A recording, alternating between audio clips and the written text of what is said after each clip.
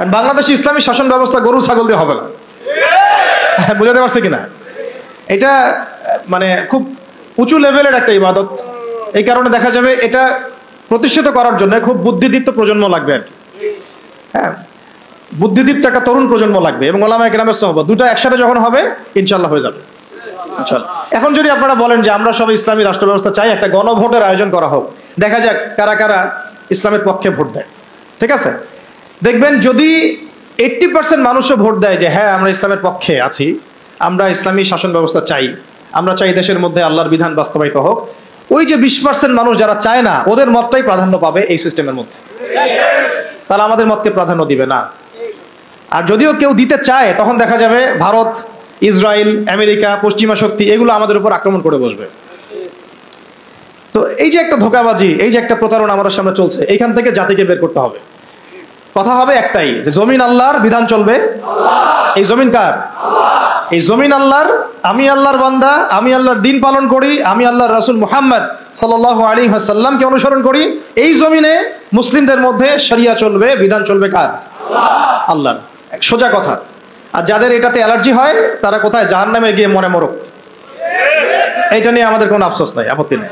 হ্যাঁ, তারা যদি ভালোই ভালোই মেনে নেয় তো আলহামদুলিল্লাহ, না মানলে আমরা দাওয়াতের কাজ তো করতে থাকবোই। আর যদি তারা আমাদের উপর জুলুম করতে আসে আমরাও প্রতিবাদের ভাষা বেছে নেব ইনশাআল্লাহ। কারণ বিপ্লব বা অভ্যুত্থান কখনো কনফ্লিক্ট ছাড়া হয় না, এর প্রমাণটা আমাদের ছাত্র ভাইরাই দেখাই দিয়েছে।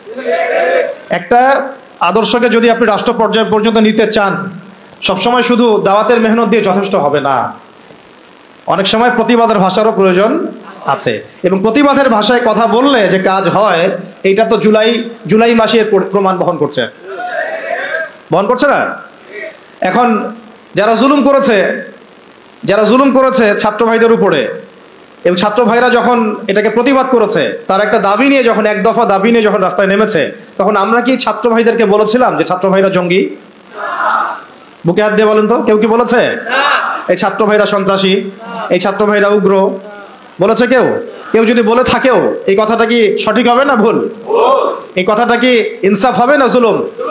বরং এই ছাত্র ভাইরা ছিল মাজলুম, তাদেরকে নির্বিচারে গুলি করে হত্যা করা হয়েছে। এর পরবর্তীতে তারা এই পদক্ষেপ নিয়ে রাস্তায় নেমেছে। প্রথমে তো তারা নামে নাই, নেমেছিল না। এখন একটা বিষয় খেয়াল করে দেখেন, গণতান্ত্রিক পদ্ধতিতে এইরকম কনফ্লিক্ট গুলোকে কিন্তু আমরা জঙ্গিবাদ, সন্ত্রাসবাদ এগুলো বলি না।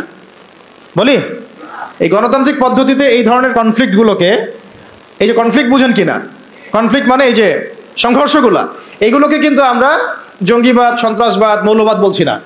কিন্তু এই ছাত্র ভাইদের জায়গায় যদি রাস্তায় আমি, আপনি, ওলামায়ে কেরাম থাকতাম, তাহলে আমাদেরকে তারা বলতো এরা মৌলবাদী, জঙ্গি এবং সন্ত্রাসী। ধোঁকাবাজি, বুঝতে পারছেন? ঠিক এই ঘটনাটাই ঘটেছিল শাপলা চত্বরে। এরকমই ঘটনা। ওই সময় তো ছাত্র ভাইরা আমাদের সাথে ভেবে ছিলেন না, ছিল শুধু ওলামায়ে কেরাম এবং তুল্লাব যারা, তারা ছিলেন। কথা হচ্ছে তখন কিন্তু আমাদেরকে জাতির সামনে এবং পুরো বিশ্ব মিডিয়া উপস্থাপন করা হলো যে এরা উগ্র, এরা জঙ্গিবাদী, এরা সন্ত্রাসী, তাই না? বহুজনের ঘাড়ে 10টা-20টা করে মামলা ঝুলা দেওয়া হলো, কত ভাইকে শাপলা চত্বরে নির্মমভাবে গুলি করে হত্যা করা হলো। তো এই যে বিষয়গুলো, ইসলামকে কিভাবে তারা সমাজ থেকে সংকীর্ণ করে এটা আপনাদেরকে বুঝতে হবে। যখন ইসলামের প্রশ্ন আসে তখন তারা আমাদের উপর এমন জুলুমের স্টিম রোলার চালায় যেটা আবু জেহেলও করে নাই। কিন্তু গণতান্ত্রিক পদ্ধতিতে যখন তারা কোনো কনফ্লিক্টে যায় তখন তারা কিন্তু এটাকে জঙ্গিবাদ, সন্ত্রাসবাদ বলছে না, বরং আমরা বলছি ছাত্র ভাইরা সাহসিকতার পরিচয় দিয়েছেন এবং তারা ছিলেন এখানে সবচেয়ে হকপন্থী। তারা হকপন্থী ছিলেন না বিপরীত পক্ষ হকপন্থী ছিল? এখন হকের তো বিজয় হলো, এটাও তো দেখলাম। আর বিজয়ের সময় কি তারা শুধু দাওয়াত দিয়েছে? যখন তাদেরকে মেরেছে তারা কি বলেছে ভাই আর মারিয়েন না, আল্লাহর রাস্তায় আর মারিয়েন না? নাকি তারাও দু একটা লাঠি সোটা নিয়ে প্রতিবাদ করেছে? কোনটা? আর এই প্রতিবাদটাই যদি আবু আদনান করতে যাইতো তাহলে সমস্যা ছিল। এই প্রতিবাদটাই যদি আমাদের ওলামায়ে কেরাম করতেন তাহলে সমস্যা ছিল। এই প্রতিবাদগুলো যদি আমরা বেশি না ওই যে কুরবানির জবাই করা ছুরিগুলো নিয়ে বের হইতাম তাহলে অবস্থা খারাপ ছিল। অস্ত্র শস্ত্র তো না, এগুলি অস্ত্র সবার বাসায় আছে না, কুরবানির গরু জবাই করা ছুরি। তারা বের হয়েছে কি নিয়ে? সাউন্ড গ্রেনেড নিয়ে, মেশিন গান নিয়ে, AK-47 নিয়ে শুয়ে শুয়ে গুলি করতেছে আর বলতেছে যে 5টারে মারলাম, 10টারে মারলাম। ভিডিওগুলো দেখেন নাই? এর বিপরীতে ছাত্র ভাইরা কি নিয়ে বেরোছে? লাঠি সোটা, ইটপাট কেলেই তো। এই তো এমনকি ওই যে আপার অনুসারী যারা ছিল তারা যে অস্ত্রশস্ত্রগুলো নিয়ে শোডাউন করেছিল আর কি, সেগুলো কি ছাত্র ভাইদের কাছে ছিল কি? ছিল না। এমনকি মেয়েদেরকেও মার খেতে হয়েছে, তাই না? কথা হচ্ছে এর এর যদি 10% ওলামায়ে কেরাম কেউ করতো, তাহলে সারা দুনিয়া জুড়ে একটা ইস্যু তৈরি করা হতো যে বাংলাদেশ একটা মৌলবাদী রাষ্ট্র হয়ে গেছে। আপনাদেরকে বিশ্বের এই দাজ্জালীয় সভ্যতার এই ষড়যন্ত্রগুলো বুঝতে হবে, দাজ্জালীয় সভ্যতার বৈশ্বিক ষড়যন্ত্রগুলোকে বুঝতে হবে। এই সমস্যাটা শুধু আমাদের আঞ্চলিক সমস্যা না, এটা একটা বৈশ্বিক সমস্যা। যখনই মুসলিমদের উপর জুলুম হয়, মুসলিমরা যদি মার খায়, মার খাওয়া অবস্থাতেও তাদেরকে বলা হয় সন্ত্রাসী জঙ্গি। আর যদি তারা প্রতিবাদের ভাষা বেছে নেয়, তাহলে তো সারা বিশ্ব মিডিয়া ফলাও করে প্রচার করে যে এই মুসলিমরা জঙ্গি, সন্ত্রাসী, এরা উগ্রবাদী, এরা রাষ্ট্রে অস্থিতিশীলতা সৃষ্টি করতে চায়, এদেরকে রাষ্ট্র থেকে হটাও, এদেরকে গুম করো, এদেরকে খুন করো, এদেরকে ক্রসফায়ারে দিয়ে দাও। এইভাবেই জুলুম করা হয়েছে আমাদের সাথে বিগত প্রায় 50 বছর থেকে। তাই নামটা আসতে শুধু মুসলিম রাষ্ট্র না, আমরা চাই একটা পরিপূর্ণ ইসলামী রাষ্ট্র। যতদিন পর্যন্ত পরিপূর্ণ ইসলামী রাষ্ট্র এবং শাসন ব্যবস্থা কায়েম না হচ্ছে, ততক্ষণ উলামায়ে কেরামদের দুর্দশাও দূর হবে না, আমাদের দুর্দশাও দূর হবে না, আল্লাহি দূর হবে না। বরং ওরা মসজিদ মাদ্রাসাগুলো পর্যন্ত নিয়ন্ত্রণ করতে থাকবে। নিয়ন্ত্রণ করে নাই তার আগে? এমনকি জুমার খুতবায় চিঠি পাঠায় দেওয়া হতো যে এই যে বিষয়ে আলোচনা করবেন, বাকি ডানে বামে যেন কথা না যায়। প্রত্যেকটা মসজিদে ডিজিএফআই বসে থাকতো, এনএসআই বসে থাকতো, ডিবির লোকজন বসে থাকতো। হয়তো এখনো থাকে, কিন্তু অত সাহসিকতার সাথে হয়তো বের হতে পারে না, কিন্তু আছে ঠিকই। কথা হচ্ছে যে তখন তো প্রত্যেকটা রেকর্ড চলে যেত জায়গা মতো, কোন জায়গায় কি আলোচনা হচ্ছে, কোন মাহফিলে কি আলোচনা হচ্ছে। এই জন্য আপনাদেরকে আমি বলতাম, এখনো বলি যে মোবাইল ফোনের এই যে মানুষকে প্রচার করার, জানান দেওয়ার যে একটা অপসংস্কৃতি, এখান থেকে বের হন। কিছু কাজ গোপনে করতে শিখেন। তারা গোপনে গোপনে এইভাবে দায়ীদের, আলেমদের নাম লিস্ট করে গোপনে গোপনে উঠায় ফেলতো।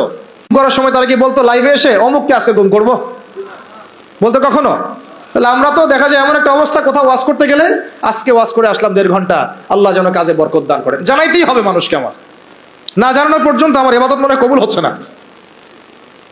এই যে একটা সাইকোলজিক্যাল ডিসঅর্ডার, আমি বলি এটা সাইকোলজিক্যাল ডিসঅর্ডার।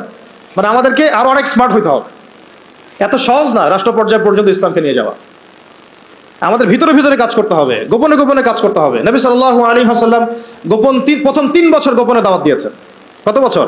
3 বছর টানা। কিছু কাজ গোপনে করতে হয়, কিছু কাজ গোপনে করতে হয়। তাহাজ্জুদের কিছু দোয়া গোপনে করতে হয়। ওই গোপন দোয়াতে ওমর রাদিয়াল্লাহু আনহুর মতো মানুষ ইসলাম কবুল করে। ভালো করে বুঝবেন, সবকিছু প্রচার করতে হয় না। হ্যাঁ, প্রচার আমি করব, যেটা প্রচার করার প্রয়োজন, যেটা প্রচার করা দরকার, যেটা প্রচার করলে কাফেরের গায়ে জ্বালা ধরবে, সেগুলো আমরা প্রচার করবো। কিন্তু সবকিছু সব জায়গায় প্রচার করতে হয় না, এটা আমাদেরকে বুঝতে হবে। এখন যারা বাংলাদেশকে শাসন করছে এখনো, তারা কি সব পলিসিগুলো সবার সামনে উন্মুক্ত করছে? করছে না। গোপনে গোপনে কি হচ্ছে আল্লাহই ভালো জানে। কি হচ্ছে আমরা তো আজ করতে পারি, আজ তো করতে পারছি। এরপরে যারা ওই যে ওত পেতে বসে আছে আর কি, সুযোগ পাইলেই ক্ষমতা দখল করবে, তারা কি করতেছে এটা কি আপনাদের সবাইকে বলতেছে? গোপনে গোপনে করছে, মার্ডারি করছে তারা। ঠিক এই কারণে আমরা যদি ইসলামিক রাষ্ট্র ব্যবস্থায় যেতে চাই, তাহলে ওলামায়ে কেরাম এবং আপনাদেরকে, স্পেশালি ইয়াং জেনারেশন, তরুণদেরকে, তোল্লাবদেরকে কিছু কিছু বিষয়ে গোপন রাখার অভ্যাস তৈরি করতে হবে। আল্লাহ পাক করার তৌফিক দান করেন।